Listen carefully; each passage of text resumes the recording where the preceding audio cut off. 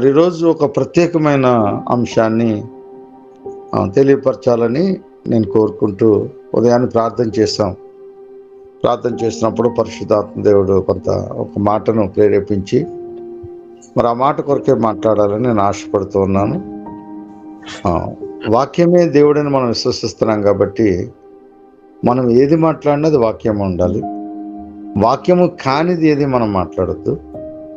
కాబట్టి మీరందరూ శ్రద్ధాభక్తులతో వినాలని. ఇక్కడ కొన్ని విషయాలు కఠినంగా అనిపించవచ్చు. స్టెఫన్ ఎందుకు చంపారండి? ధర్మశాస్త్రాన్ని బోధించాడు. ఆనాడు పితరులు ఎలా అయితే పరిశుద్ధాత్మను దుఃఖపరిచారో మరలా మీరు అదే చేస్తున్నారని చెప్పినందుకు స్టెఫన్ చంపారు. యేసుక్రీస్తు ప్రభువారు ఏం తప్పు చేశారండి? నేను మీకు ప్రత్యేకమైన రాజ్యంగాను యాజక సమూహంగాను మిమ్మును సమకూర్చి నా తండ్రి అయిన దేవునికి మీకు అప్పగిస్తాను అని చెప్పినందుకు ఆయన చంపారు. పౌలు ఏం తప్పు చెప్పాడండి? పౌలు ధర్మశాస్త్రాన్ని విడిచి కృపను గైకొని ఆ యొక్క దర్శించిన వెలుగును గూర్చిన సాక్ష్యము ఆయన ఇచ్చినందుకు ఆయన చంపారు. కాబట్టి ఇవన్నీ మనందరికీ తెలిసిన సాక్ష్యాలే. ఈరోజు నేను మాట్లాడే మాట కొంత కఠినంగా మీకు ఒకటి అనిపించవచ్చేమో. అది కఠినంగా కాకుండా వాక్యమని తీసుకోండి. ఈరోజు ఒక ప్రత్యేకమైన అంశాన్ని గురించి మనం మాట్లాడబోతా ఉన్నాం. శ్రద్ధగా ఆలకించండి. ఇవాళ కంప్లీట్ కాకపోతే మరలా దీన్ని రేపు కూడా కంటిన్యూ చేస్తాం. ఆలకించేటప్పుడు మరి ప్రతి ఒక్కరూ ప్రార్థన చేసుకుని యోధాపత్రికను మనం ఎందుకు ధ్యానించాలి? సర్టిఫికెట్ కోసమా? ఎస్, సర్టిఫికెట్ కావాలితే తీసుకోండి. లేదు, ఖచ్చితంగా సంఘం పెట్టడం కోసమా? ఒకవేళ అలాగనుకుంటే మేము ఎప్పుడు మీ వెనకాల నుండి సపోర్ట్ చేస్తాం, సంఘం పెట్టుకోండి. మరి దేవుని మహిమపరచడానిక లేదా మేము సువార్థకులుగా మార్చబడటానిక అంటే ఎస్, అది చేయండి. కానీ అన్నిటికంటే ప్రాముఖ్యమైనది ఒకటి ఉంది. మనం ఇంతవరకు కొన్ని పారంపర ఆచారాలు మనం పాటిస్తూ వస్తున్నాం. మొదటగా ఇది చాలా శ్రద్ధగా ఆలకించాలి. కొన్ని పారంపర ఆచారాలు మనం చేస్తూ వచ్చాం. అయితే ఈ పారంపర ఆచారాల కోసం దేవుడు, వాక్యమైన దేవుడు శరీరధారికి లోకంలో ఉన్నప్పుడే చాలా వేదన పడ్డాడు. ఆనాటి యోదయ సమాజాన్ని ప్రశ్నించాడు.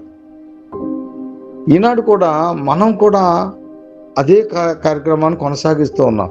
దేవుడు చాటుగా దుఃఖపరుస్తున్నాడు అన్న విషయం ఇర్మియా గ్రంథంలో మనం చూసాం.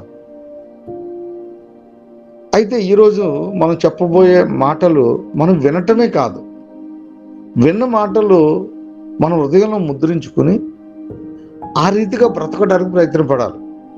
ఇది డిపెండెన్స్. మనం వేరే వేరే సంఘాల్లో ఉన్నాం, ఉండండి. వేరే వేరే విశ్వాసాలతో ఉన్నాం, ఉండండి. వేరే వేరే అలవాటులతో ఉన్నాం, ఉండండి. కానీ ఇక్కడికి వచ్చినప్పుడు ప్రార్థనాపూర్వకంగా సిద్ధపడొచ్చి ప్రభు యొక్క చిత్తము ఏమిటనేది మనందరికీ తెలియపరచబడుతుంది. అది చిత్తము, ఇది నా పట్ల, ఇది నా కొరకు అని విశ్వసించి ముందుకు కొనసాగడానికి ప్రయత్నపడండి. కనీసం ప్రయత్నపడాలి. ప్రయత్నం పడితే దేవుడు సహాయం చేస్తాడు. కాబట్టి ఈ విషయాలు జ్ఞాపకం చేసుకోండి. కొంత సమయం అటు ఇటు అయినా ఏమనుకోవద్దు. ఇవాళ కాకపోతే, పూర్తిగా కాకపోతే రేపు కూడా దీన్ని కంటిన్యూ చేయొచ్చు. అయితే ఈరోజు మన టాపిక్ ఏంటి అంటే స్టార్. ఎందుకు ఈ స్టార్ గురించి మాట్లాడవలసి వచ్చిందంటే, ఈరోజు నవంబర్ 25. ఈరోజు క్రిస్మస్ ప్రారంభమవుద్ది లండన్లో. ఈరోజే ఓపెన్ చేస్తారు. ఈ రోజు నుంచి ఇంచుమించుగా జనవరి నెల దాకా క్రిస్మస్ జరుగుతూనే ఉంటుంది. అయితే ఇది ఒక గొప్ప శుభవార్త. ఇది పండగ జరుపుకోవచ్చా జరుపుకోవద్దా అదో పెద్ద డిబేట్. మరి ప్రభువుని కనపరచొచ్చా కనపరచకూడదా అదో పెద్ద డిబేట్. అసలు క్రిస్మస్కి మనం పాలు పంపులు పంచుకోవాలా వద్దా అదో పెద్ద డిబేట్. అయితే ఇవన్నీ మనకొద్దు. క్రిస్మస్ అనగానే మనకు గుర్తొచ్చేది స్టార్, నక్షత్రం. ఈ నక్షత్రం ప్రతి ఒక్కరూ ఇంటి మీద కట్టాలని అత్యాసక్తిగా ఉంటారు. అది తప్ప ఒప్ప అనేది కూడా అటువంటి డిబేట్ కూడా మనకొద్దు. అసలు ఈ నక్షత్రం యొక్క ఉద్దేశం ఏంటి? నక్షత్రం యొక్క పనితనం ఏంటి? అసలు ఎందుకు ఈ నక్షత్రం? క్రీస్తు పుట్టుకకు నక్షత్రానికి సంబంధం ఏంటి? ఈ నక్షత్రం మన ఇంటి మీద కట్టుకోవడం మంచిదా, లేకపోతే దేవుని చిత్తానుసారముగా నక్షత్రం ఏదైతే చేసి ముగించిందో ఆ పనిని మనము చేయటానికి సిద్ధపడేవారుగా ఉండటం మంచిదా? ఈ రెండు వ్యత్యాసాలు ఈరోజు దేవుడు మనతో మాట్లాడబోతున్నాడు. అయితే ఇక్కడ అనేక రకాల డినామినేషన్ నుంచి వచ్చిన వారు ఉన్నారు, యవనస్తులు ఉన్నారు, పాస్టర్స్ ఉన్నారు, అలాగే దేవుని క్రిస్మస్ అంటే పండగ కొరకు ప్రాణాలు పెట్టేవాళ్ళు కూడా మన మధ్య ఉన్నారు. అది తప్ప రైటా అనే డిబేటివ్ జోలికి కూడా నేను వెళ్ళను. నేను ఈరోజు చెప్పేది ఏంటి అంటే, ప్రభు యొక్క ఉద్దేశం అంటే దేవుని యొక్క ఆలోచన విధానం, దేవుడు దీనిని ఏ రీతిగా ఆలోచిస్తున్నాడు అనే దాన్ని మాత్రం మీ ముందు పెడతారు. ఎవరైతే వాక్యము తీసుకుని ఇది సత్యము అని విశ్వసిస్తారో వారు మాత్రం ఖచ్చితంగా ఈ వాక్యాన్ని హృదయంలో పదిలిపరచు. కాబట్టి ప్రతి ఒక్కరూ శ్రద్ధగా ఆలోచిద్దాం. దేవుని చిత్తం ఏంటి, దేవుని ఆలోచన ఏంటి అనేది లేఖన ఆధారంగా మనం చూద్దాం. మొట్టమొదటిగా ధ్యాన వాక్యముగా కీర్తనాకారుడైన దావీదు ద్వారా 8వ కీర్తన 3వ చరణాన్ని ఈరోజు ధ్యాన వాక్యంగా మనం తీసుకుందాం. అక్కడ కీర్తనాకారుడైన దావీదు 3వ చరణంలో ఈ రీతిగా మాట్లాడుతూ ఉన్నాడు. నీ చేతి పని అయిన నీ ఆకాశం, నీవు కలగజేసిన చంద్ర నక్షత్రములను నేను చూడగా, చేతి పని అయిన నీ ఆకాశములను బహువచనం వాడుతున్నారు. నీవు కలగజేసిన నక్షత్రములను, అది కూడా బహువచనమే మనకు తెలుసు. నేను చూడగా, కీర్తనకారుడైన దావీదు ఆలోచన చేస్తూ ఉన్నాడు. ఈ చేతి పని దేవుని స్వహస్తాలతో చేసిన పని ఏంటట? దేవుడు మానవుని మొట్టమొదటిగా ఎర్రని వాడైన మరి చాలా సౌందర్యవంతుడైన తొలి మానవుణ్ణి లేదా తొలి నరుణ్ణి దేవుడు చేతి పనిగా చేతితో ఆయన నిర్మించుకున్నాడు. ఆయన చాలా ప్రేమతో మరి మట్టిని తీసుకుని, నేల మట్టినే మళ్ళీ దేవుడైన యెహోవా ఆదికాండంలో మనం చూస్తాం కదా, 2వ అధ్యాయము 7వ వచనంలో ఈ రీతిగా మాట్లాడతాడు. ఆయన దేవుడైన యెహోవా నేల మంటితో నరుని నిర్మించి వాని నాసికా రంధ్రములలో జీవవాయువును వదగా నరుడు జీవాత్మాయను. ఇది ఫండమెంటల్. ఇది ఎప్పుడూ మన హృదయంలో ఉండాలి. మనలో ఉన్న జీవాన్ని కలిగించే ఆత్మ దేవుని నుంచి వచ్చింది. అది మనందరికీ తెలుసు. ఈ శరీరము ప్రకృతి సంబంధమైన నేల మంటి నుంచి వచ్చింది. అయితే ఈ నేల మంటితో వచ్చిన ఈ గుడారము ఎవరి నిమిత్తం నిర్మించబడింది అంటే, దేవుని ఆత్మ మనలో ఉండటానికి, ఆశ్రయముగా ఉండటానికి దేవుని కుమారుడైన యేసుక్రీస్తు ప్రభువారు లేదా త్రియేక దేవుని యొక్క నివాస స్థలముగా నిర్మించబడింది. తండ్రి అయిన దేవుడు తన కుమారుడికి నివాస స్థలముగా నిర్మించుకున్నారు. ఆయన స్వహస్తాలతో, ఆయన చేతి పని ఉన్నది, ఆయన చేతి పని ఉన్నది నరుణ్ణి నిర్మించుకున్నారు. అయితే ప్రియమైన దేవుని పిల్లలారా, ఈ నరుడు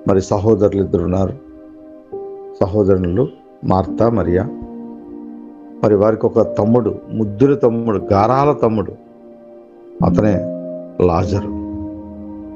ఈ కుటుంబము, మార్త చాలా చురుకైనది. మార్త నిజంగా అండి చాలా చురుకైంది కాబట్టే ఆ గ్రామానికి ప్రభు వస్తున్నాడని తెలియగానే ఆమె ఎదుర్కోవడానికి వెళ్ళింది. ఎంత ఆసక్తి చూడండి. మనం కూడా అలాగే ఉన్నాం.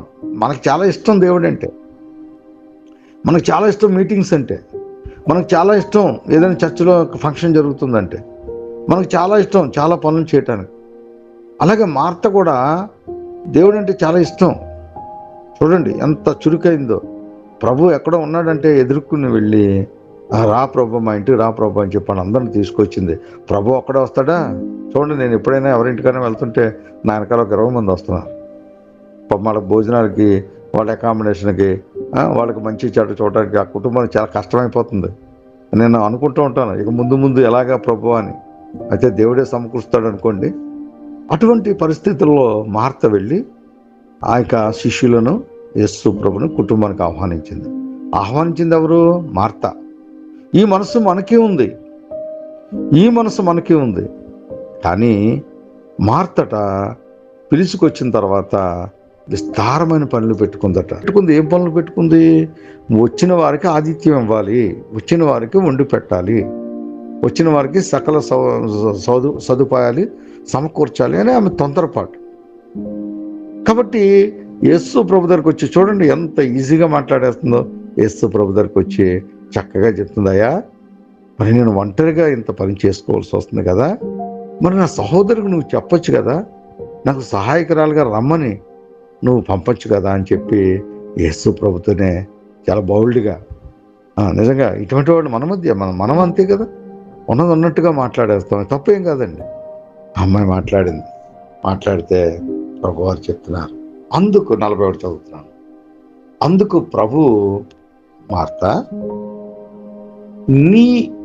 నీవు అనేకమైన పనులను గూర్చి విచారము కలిగి తొందరపడుచున్నావు, కానీ ఇది అండర్లైన్ చేసుకోండి, అవసరమైనది.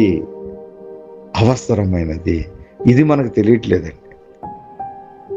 ఈనాటి సార్వత్రిక సంఘానికి ఏది అవసరమో తెలియట్లేదు. మనం అందరం అలాగే ఉన్నాం. గుర్తుపెట్టుకోండి, ఏది అవసరమో తెలియాలి. అవసరం లేని వాటి కొరకు ప్రయాసపడతా ఉన్నాం. మార్తలా తొందరపడతా ఉన్నాం, పరుగులెడతా ఉన్నాం. ఆ చర్చని, ఈ చర్చని, అక్కడని, ఇక్కడని, అదని, ఇదని, మనకి శాంతం ఉండదండి. ఇదంతా కూడా ఏంటి అంటే ఉత్సాహం ద్వారా అనేకులను ఆకర్షించాలని, మనం చేస్తున్న పనుల ద్వారా అనేకులు మనల్ని మెచ్చుకోవాలని. ఒక కఠినమైన మాట చెప్పమంటారా? నాకు బైబిల్లో అత్యంత కఠినమైన మాట నాకు ఒకటి ఉంటుందండి. ఆ మాట ఎప్పుడు నన్ను గద్దిస్తూ ఉంటుంది. మీరు ఆశ్చర్యపోతారు.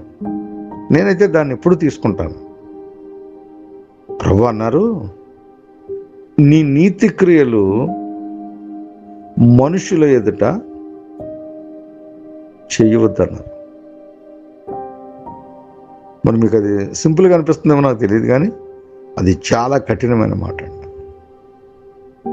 మనం ఏం చేస్తామంటే 10 మంది ఆకర్షించాలి, 10 మంది చూడాలి, 10 మంది మనం తయారయ్యి బైబిల్ పట్టుకుని వెళ్ళటం కావాలి, నడి రోడ్లో ప్రార్థన చేయడం కావాలి, 4 రోడ్లు మయంగా నిలబడి బేభత్సంగా హడావుడి చేయడం కావాలి. కానీ ప్రభు సింపుల్గా చెప్తున్నాడు, మీ నీతి క్రియలు మనుషులు ఎదుట జరిగించొద్దు అన్నాడు అంతే. మనుషులు కనబడవాలని మీరు చేయొద్దు అన్నాడు అంతే. మీ నీతి క్రియలు ఎవరు కనబడాలి అంటే, ఇదిగో పరమందున్న తండ్రి చూడాలి. మీ ప్రార్థన ఎక్కడ చేయాలి తెలుసా? రాష్ట్రమందు గదిలోనికి వెళ్ళి తలుపు వేసుకుని రహస్యమందున్న నీ తండ్రికి నువ్వు రహస్యంగా ప్రార్థన చేస్తే ఆ ప్రార్థన దేవుడు ఆలకిస్తానన్నాడు. మనం లేఖనమును అర్థం చేసుకోలేకపోతాం, దేవుని యొక్క హృదయాన్ని అర్థం చేసుకోకపోతాం. ఇది వేరే అది వేరే అంటే రెండు ఒకటే. దేవుని హృదయ వాంఛ లేఖనమే దేవుడు, వాక్యమే దేవుడు. ఇది కదా. అందరూ అండర్లైన్ చేసుకోండి.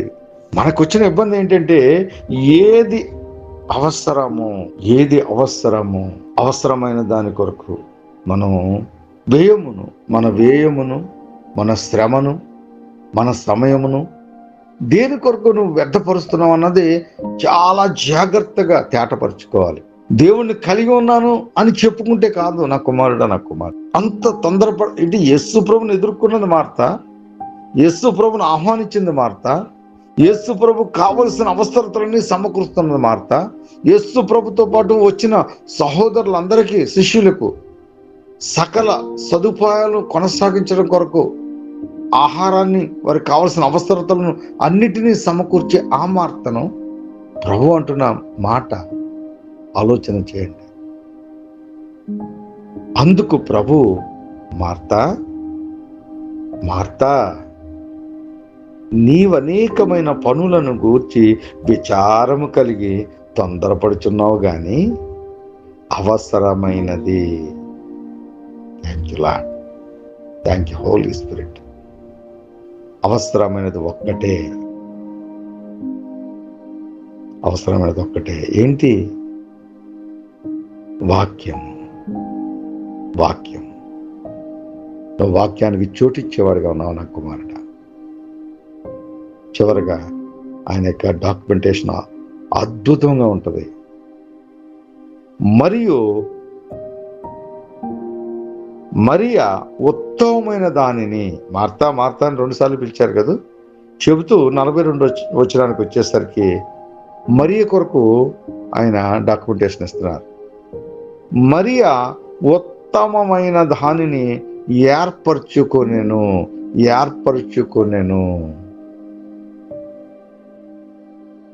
అవసరమైనది వాక్యము. దాన్ని ఏం చేయాలట?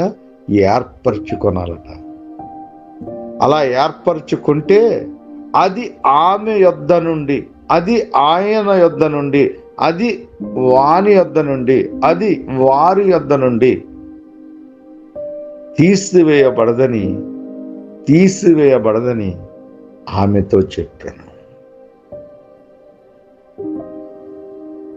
కాబట్టి ప్రియమైన దేవుని పిల్లలారా, ఈరోజు మనం అనుకుంటాం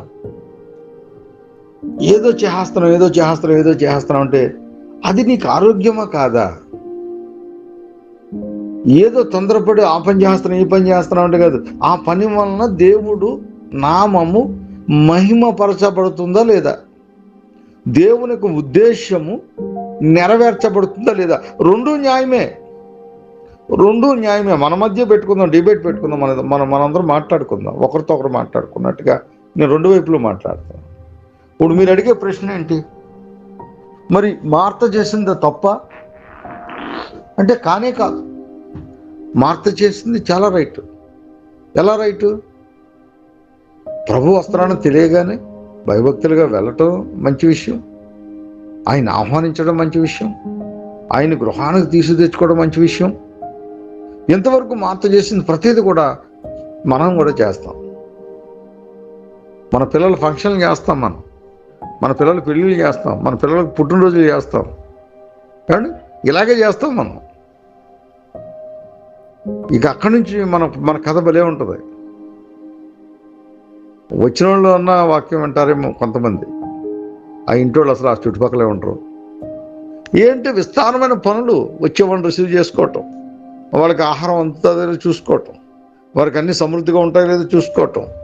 ఇలాగా నువ్వు ఎవరిని గొప్ప చేస్తున్నావు, ఎవరిని మహిమపరుస్తున్నావు, దేనికి నువ్వు ప్రిఫరెన్స్ ఇస్తున్నావు, దేనికి ప్రియారిటీని ఇస్తున్నావు, దేన్ని ముందు పెట్టావు, దేనికి అత్యంత ప్రాధాన్యత ఇస్తున్నావు అనేది మనం ఏమైపోతాము అంటే మైమరిచిపోతాం.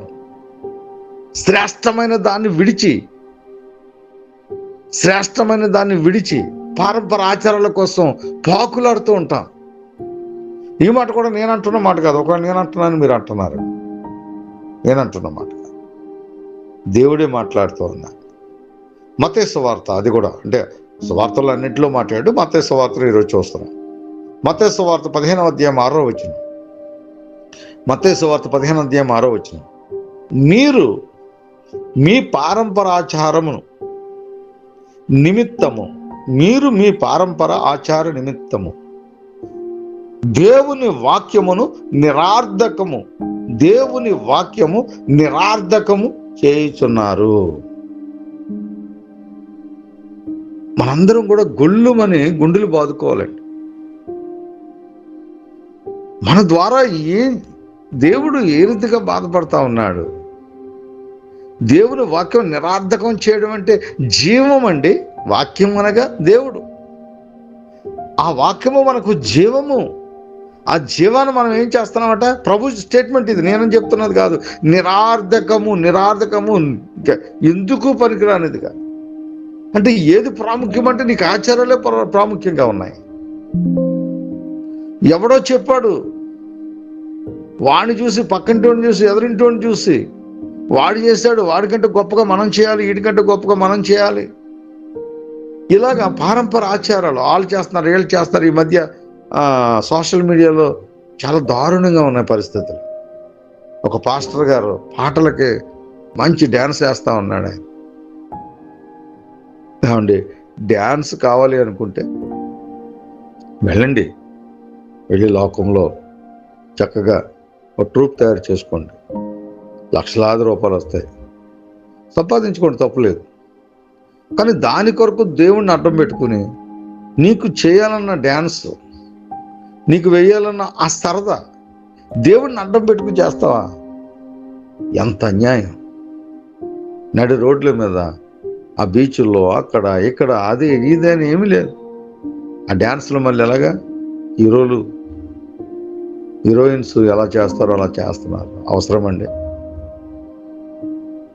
నువ్వు చేయాల్సిందేంటి? మాదిరి. నువ్వు బ్రతకాల్సిందేంటి? దేవుని మాదిరి. నీ సాక్ష్యము, నీ నడక, నీ పడక, నీ మాట, నీ ప్రవర్తన యావత్తు ప్రజలు చూసినప్పుడు ప్రజలు చెప్పాలి, వీడు క్రైస్తవుడు, వీడు జీసస్ ఫాలోవర్స్, వీడు దేవుని కుమారుడు, వీడు క్రీస్తును పోలి జీవిస్తున్నాడని లోకం చెప్పుకోవాలి. లోకానికి నువ్వు తెలియాలని చెప్పి సిలువ బొమ్మ ధరించి, సిలువ షర్ట్ వేసుకుని, సిలువ ప్యాంట్ వేసుకుని, ఇవి కాదండి. వీటి వల్ల దేవునికి మహిమ తెచ్చుకోలేడు. దేవునికి మహిమ తెచ్చుకోవాలంటే నువ్వేం చేయాలి తెలుసా? నీ సత్క్రియలని వెలుగు, నీ సత్క్రియలని వెలుగు అనేకుల మధ్య ప్రకాశింపబడడం ద్వారా నువ్వు దేవునికి మహిమ తెస్తావు. దేవునికి మహిమ తెచ్చేవాడిగా ఉంటావు. దేవునికి మహిమ తేవడం అంటే ఏంటి? ఓ 10 మంది ఒక గదిలో కూర్చుని మహిమ మహిమ ఆ యేసుకి అంటే మహిమ రాదండి. ఆయనకు మహిమ రావాలి అంటే నీ సత్క్రియలనే వెలుగు ప్రకాశించాలి. రోజు సత్యమును ఎరగక ఏది ఉత్తమమైనదో, ఏది అవసరమైనదో ఎన్నుకోలేక సార్వత్రిక సంఘము ఈరోజు దేవుని నామాన్ని అవమానపరుస్తూ ఉంది. ఇంకా కఠినమైన మాట, నిరార్థకము చేస్తుందంతే.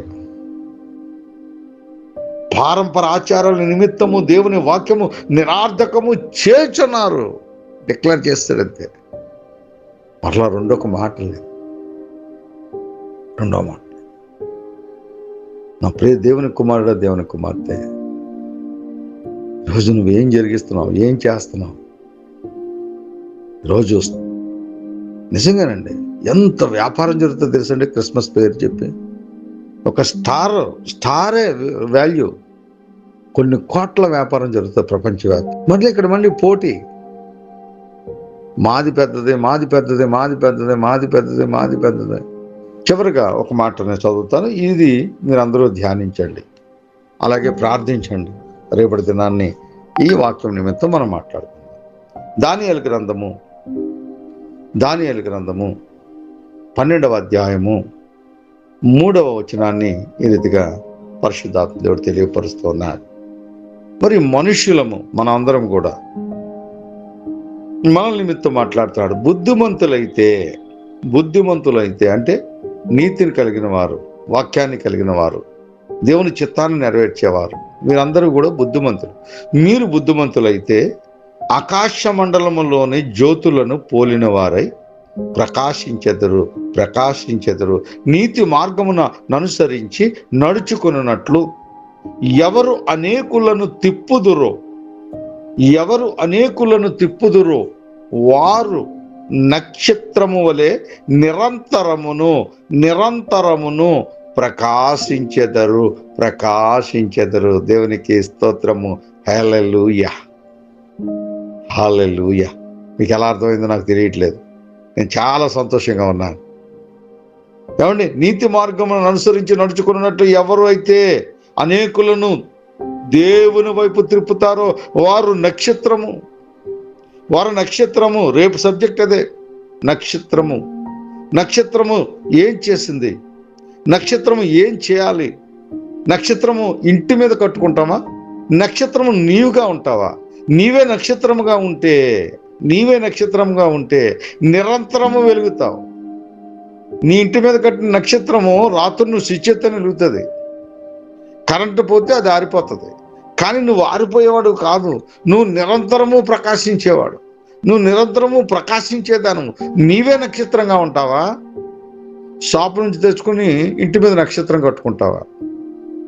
ఈ రాత్రి ప్రార్థనాపూర్వకంగా సిద్ధపడండి. దేవుడు సూటిగా నీతో మాట్లాడబోతూ ఉన్నాడు.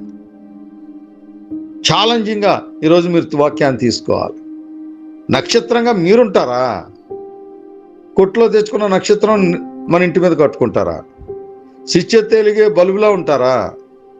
దేవుని చేత వెలిగింపబడ్డ మీరే వెలుగు అని చెప్పి దేవుడు వాగ్దానం ఇచ్చిన ఆ వాగ్దానానికి వారసులుగా మీరు అనేకులకు వెలుగుగా ఉంటారా?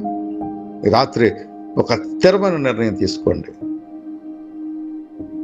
నేను దేనికి కూడా మిమ్మల్ని వ్యతిరేకించేవాడిని కాదు.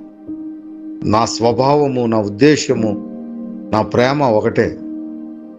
నా యేసయ్య ఏది అయితే ఆలోచిస్తూ ఉన్నాడో, నా యేసయ్య ఏదైతే వాంఛిస్తూ ఉన్నాడో, మీ నుంచి దేన్ని ఆశిస్తూ ఉన్నాడో అది మీ నుంచి వెలికి తీయడానికి ప్రయత్నపడే ఒక సాధనాన్ని మాత్రమే.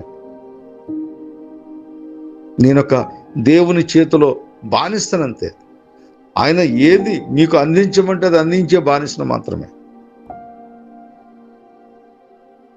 ప్రతిదాన్ని వివేచించే జ్ఞానం మీకుంది. ఏది సత్యమో ఏది అసత్యమో తెలుసుకోగల జ్ఞానం మీకుంది. దేవుని వాక్యం మీ ఎదుటే ఉంది. రోజు జీవం కోరుకుంటారా, మరణం కోరుకుంటారా? మీ ఎదుటే ఉంచారు. ఆలోచన చేయండి. ఇంతవరకు ఏం జరిగిందనేది మనం మాట్లాడుకోవద్దు. ఇంతవరకు ఎలాగా మనం చేస్తామనేది కూడా మనం పరిగణలోకి తీసుకోవద్దు. వాక్యం విన్న తర్వాత మనం ఎలా ఉందాం అన్నది ఆలోచన చేద్దాం. ఇంటి మీద స్టార్ కట్టినంత మాత్రాన నువ్వు క్రైస్తవుడు అయిపోవు. ప్రభు కోసం ప్రాణం పెడదాం. లోకం యావత్తు సంపాదించుకుని ఒకడు ప్రాణం పోగొట్టుకోవడం ద్వారా వాడు ఏం పొందుకుంటాడని ప్రభు అడిగాడు. ఇదిగో నా నిమిత్తం మీరు ప్రాణం పోగొట్టుకుంటే దాన్ని దక్కించుకుంటామని ప్రభు చెప్పాడు. దక్కించుకోవడం అంటే ఖచ్చితంగా నువ్వు నిత్యత్వం అనుకుంటావు. కాబట్టి ఆలోచన చేయండి. అలా కట్టుకునే వాళ్ళు ఎవరైనా మన కాన్ఫిడెన్స్లో ఉంటే గాయపడవద్దు. సత్యాన్ని వివేచించండి అంతే. ఏది సత్యమో వివేచించండి. ఏది దేవుణ్ణి సంతోషపరిచేదో ఆలోచించండి. నిశ్చయంగా ధ్యానిద్దాం. మీరు అనేకులను తిప్పాలి. ఆ అనేకులను తిప్పిన నక్షత్రం ఎక్కడుందో చూద్దాం. అది ఎవరి యొద్దకు తిప్పిందో చూద్దాం. అది ఎవరి యొద్దకు నడిపించిందో చూద్దాం. ఎటువంటి వారిని నడిపించిందో చూద్దాం. రేపటి దినాన్ని ఒక అద్భుతమైన మాటలు దేవుడు మనకు అందించబోతున్నాడు. కాబట్టి ప్రతి ఒక్కరూ ప్రార్థనాపూర్వకంగా సిద్ధపడండి. హృదయాలు గాయపరచబడితే అది సంతోషం, కానీ శరీరాలు గాయపరచుకోవద్దు. శరీరాలు గాయపరుచుకుంటే ఎన్నడూ నా యొద్దకు రారు. ఎందుకు నా యొద్దకు రారని నేను అంటున్నానంటే, ప్రభువారు ఒక మాట అన్నారు, నా శరీరము తిని నా రక్తము త్రాగిన వాడు అంత్యదినములందు నేను లేపుదును అన్నారు. అది కఠినమైన బోధ అన్నారు. అది సత్యం అండి. అది సత్యము. కఠినమైన బోధ ఎలాగవుతుంది? అది విని దేవుణ్ణి విసర్జించి వారి యొద్దకు రాలేదట. ఎంత ఆశ్చర్యం! సత్యం యొద్దకు రావటానికి ప్రతి ఒక్కరికి ఇష్టం ఉండదండి. కాబట్టి వారిలో మీరు ఉండొద్దు, వారి వలె మీరు ఉండొద్దు. ఇంతవరకు చాలాసార్లు సరదా ఉంటుంది. అరే వాడు లైటింగ్ పెట్టాడు, స్టార్ కట్టాడు, మన ఇంటి ముందు ఏదో చేశాడు, చేశాడు, కాబట్టి మనం క్రైస్తవులు కాబట్టి మనం ఇంకా పెద్ద స్టార్ పెట్టాలి, మన చర్చిలో చాలా పెద్ద స్టార్ని పైన కట్టాలి, మన పిల్లలు వెళ్తారు, మీరే వెళ్తారు, ప్రోత్సహిస్తారు, డబ్బులు ఇస్తారు, ఇవే చేస్తారు. మంచిదే కాదని అంట్లా. అవన్నీ వాటి వల్ల ఉపయోగమా, దీని వలన ఉపయోగమా? ఇది మీ ముందుంచాను. మీరు ఏది ఎన్నుకుంటారో ఎన్నుకోండి అంతే. ఎందుకంటే రకరకాల డినామినేషన్లు కాదు, రకరకాల ఆచారాలు కాదు, రకరకాల ఉద్దేశాలు కాదు. కానీ ప్రభు అలా చెప్పట్లా. ప్రభు చాలా కఠినంగా ఉంటుంది. ప్రభు మాటలు విశ్వాసం ఒక్కటేనట, బాప్తిసం ఒక్కటేనట, తండ్రైన దేవుడు ఒక్కడేనట. కానీ మరి ఈరోజు అలా లేదు, సార్వత్రిక సంఘం అలా లేదు. అదే నా బాధ, అదే నా వేదన. మిమ్మల్ని అడిగితే మీరు చెప్తారు, మీ ఇంట్లో నుంచి బయటకు వచ్చి చెప్తారు, ఏమంటే మా విశ్వాసం మాదండి. అరే బైబిల్ అలా లేదు కదా. మా బాప్తిసం మాదండి. ఎస్ అవును, కానీ అలా లేదు కదా వాక్యం. ఒకే బాప్తిసం ఉంది, ఒకే విశ్వాసం ఉంది. పరలోకమందు తండ్రి ఒక్కడే ఉన్నాడు, ఆయనే మన అందరికీ తండ్రి. మరి ఇది కాదు అంటే నేనేం చేయలేను. ఎందుకంటే నేను వాక్యాన్ని మించి నేను చెప్పలేను. వాక్యం అలా సెలవిస్తుంది. మరి ఈరోజు దేవుడు నా నోటను ఏ మాటలు పెట్టాడు అదే చెప్పాను. మరి మీరు చక్కని తీర్మానం చేసుకోండి. మన వెనకాల దైవజనులు ఉన్నారు, మరి చక్కగా ప్రార్థిస్తారు. ఆశీర్వాదం అయ్యేదాకా ఉండండి. ఎందుకంటే నాకు విచిత్రంగా అనిపిస్తుంది, మీరందరూ వాక్యంతో కట్టబడిన వాళ్ళు, మీరందరూ కూడా మరి పునరుద్ధాన దినం అనగా ఆదివారం మీరంతా కూడా చర్చిలకు వెళ్తారు. మరి అయ్యగారు ఆశీర్వాదం ఇచ్చేంత వరకు ఉంటారా, లేచి వచ్చేస్తారో మరి నాకు అర్థం కావట్లా. ఎందుకు వాక్యం అయిపోగానే లెఫ్ట్ అయిపోతారు? ఈ క్షణంలో 5 నిమిషాల్లో ఏమైపోద్ది ఆలోచన చేయండి. నేను విత్తనం వేస్తాను, నేను విత్తనం వేస్తే సరిపోదు, నీరు పోసేవాడు ఒకడు కావాలి. అదిగో అబ్రహాం గారు, ఆ జాన్ గారు నీరు పోస్తున్నారు. ఆ నీరు పోసేదాకా కూడా ఉండరు. ఎందుకు వెళ్ళిపోతారు? ఒక్క 5 నిమిషాలు ఓపిక పట్టండి. నేను చాలా చిన్న ప్రార్థన చేస్తున్నాను ఇప్పుడు, ఎందుకంటే మిమ్మల్ని దృష్టించి. కాబట్టి శ్రద్ధగా ఆలకిస్తున్నారు, వస్తున్నారు, ప్రతి మాటను ఆస్వాదిస్తున్నారు, మరి మీరు తీసుకుంటున్నారు. మొన్న ప్రసన్న మరి నా బంధువునో లేదా నా తమ్ముడనో చెప్పడం కాదు, ఆయన తీసుకున్న మాటను వివరించాడు.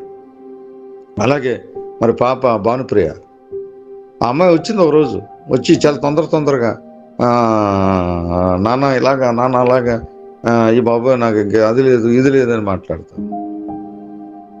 అమ్మా, నువ్వు విశ్వసిస్తే త్రియేక దేవుడు నీలో ఉన్నాడు. నాతో కాదు మాట్లాడేది, నీలో ఉన్న నీ దేవునితో నువ్వు మాట్లాడడం నేర్చుకో అని చెప్పాను. ఆ మాట విశ్వసించింది. ఆ విశ్వాసం అనే బండ మీద స్థిరంగా నిలబడింది. ఆమె నిన్న సాక్ష్యం అని చెప్పింది. కాబట్టి వాక్యం వద్దకు వస్తే కాదు, ఆ వచ్చిన వాక్యాన్ని మన జీవితంలో అనునయించుకుంటూ ఆ నిశ్చేతగా దేవుని చేత ఆశ్రయించడం. నా చేత కాదు, జాన్ గారి చేత కాదు, మరి అబ్రహాం గారి చేత కాదు. ఆశ్రయించబడ్డం మా ద్వారా కాదు, మేము పాత్రలం అంతే. మా ద్వారా, మా చేతుల ద్వారా, లేకపోతే మా మాటల ద్వారా దేవుడు మిమ్మల్ని ఆశీర్వదిస్తున్నాడు. ఇది నమ్మండి. ఇది నమ్మితే మీరు అందరూ ఉంటారు ఆశీర్వాదం అయ్యేంత. కాబట్టి విశ్వసించండి, ఎవరిని అవమానపరచకండి. అదే నేనైతే బాధపడతాను. ఒకవేళ జాన్ గారు ఎప్పుడైనా బాధపడారో లేదో తెలియదు, అబ్రహాం గారు ఎప్పుడైనా బాధపడారో లేదో ఎప్పుడు నా దగ్గర చెప్పరారు. నేనైతే బాధపడతాను. ఎందుకంటే ప్రాణం చాలా చివుక్కుమంటుందండి. ఒక వ్యక్తి ప్రార్థన చేయమని ఇచ్చినప్పుడు, వారు మీ కొరకు ప్రార్థన చేస్తున్నప్పుడు మీరు లెఫ్ట్ అయిపోవడం అంటే దాని అర్థం ఏంటి? మీరు ఆలోచించండి. మీకే ఇస్తాను నేను ప్రార్థన. మీరు ప్రార్థన అనగానే ఓ 10 మంది వెళ్ళిపోయారు అనుకోండి, మీకు ఎలా అనిపిస్తుంది?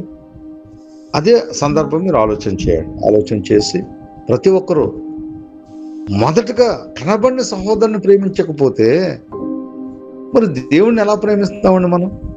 మన మధ్య కదా ఐక్యత కావాలి. మనం ఐక్యతగా ఉంటే దేవునితో ఐక్యత కలిగి ఉంటాం. కాబట్టి ఈ విషయాలన్నీ సున్నితంగా అనిపిస్తాయి, చాలా కఠినమైనవి అండి. చెప్పడానికి కానీ చేయటానికి కానీ చాలా కఠినంగా ఉంటాయి. కానీ దేవునికి వస్తే చాలా సున్నితంగా ఉంటుంది. ఎందుకంటే ఉదయాన్ని కూడా ఎవరో సిస్టర్ నా దగ్గరికి వచ్చారు, అదే ఫోన్లో వచ్చినప్పుడు ఆ చెల్లితో చెప్పాను, అమ్మా మొదటగా నువ్వు దేవునితో సహవాసం అంటే నీ వ్యక్తిగత ఆత్మీయత పెంచుకో. తద్వారా దేవునితో సహవాసం చేయి. ఈ రెండు చేస్తూ ఇదిగో సహవాసాన్ని విడవకు. ఎందుకంటే సహవాసం గద్దిస్తుంది, సహవాసం సరిచేస్తుంది, సహవాసం ప్రోత్సహిస్తుంది. ఈ సహవాసం లేకపోతే కృంగిపోతాం మనం. కాబట్టి నా ప్రియ కుమార్తె, నువ్వు చేయాల్సింది ఏంటంటే నీ వ్యక్తిగత ఆత్మీయత పెంచుకో, దేవునితో సహవాసం చేయి. తద్వారా సమూహంతో కూడా, సమాజంగా పూర్తిగా మాతో కూడా కలిసి ఉన్నామని చెప్పినప్పుడు ఆ కుమార్తె చాలా సంతోషించింది. కాబట్టి ప్రియమైన దేవుని పిల్లలారా, మాట వినండి. అది నా మాట అయితే వద్దు, కానీ దేవుని వాక్కుగా తీసుకోండి. అది దేవుని వాక్ అంటే మీ సర్వశరీరానికి ఆరోగ్యాన్ని ఇస్తుంది, మీకు జీవాన్ని ఇస్తుంది, మీరు అనేకులకు ఆశీర్వాదకరంగా నుందురుగాక. ఆమేన్. చిన్న ప్రార్థన చేస్తాను. మహోన్నతుడా, మహాకృప కలిగిన తండ్రి, దయగలిగిన రాజా, ఇంతవరకు మాట్లాడిన ప్రతి మాట ఆయన నాలో, నాకు ఇచ్చిన నీ బిడ్డల్లో నిశ్చయముగా హృదయ అంతర్యాలలో ప్రభువా ముద్రించండి. నాకు వాటిని పదిలిపరచండి ప్రభు. ఆయన నిత్యముగా ప్రభు పిల్లలు నీ ద్వారా ఫలించాలి, నీ ద్వారా ఆశ్రయించబడాలి, నీ ద్వారా ప్రభు ఆయన బిడలు నా తండ్రి లోకమునకు ఆశీర్వాదకరంగా నుందురుగా. వారి యొక్క కుటుంబాల నుంచి ఆయన వారి యొక్క మరి ప్రవర్తన ద్వారా, వారి యొక్క నడక పడక ద్వారా నామానికి మహిమ తెచ్చుకుంటారు. తద్వారా దైవాశీర్వాదాన్ని అందరి మీద కంపరింపజేసి ఆయన వారి హృదయాలు పదిలిపరుస్తారు. ఏ పరిశుద్ధ నామములో ప్రార్థన విజ్ఞాపన అడిగి వేడి పొందుకుని ఉన్నాం మా పరమ తండ్రి.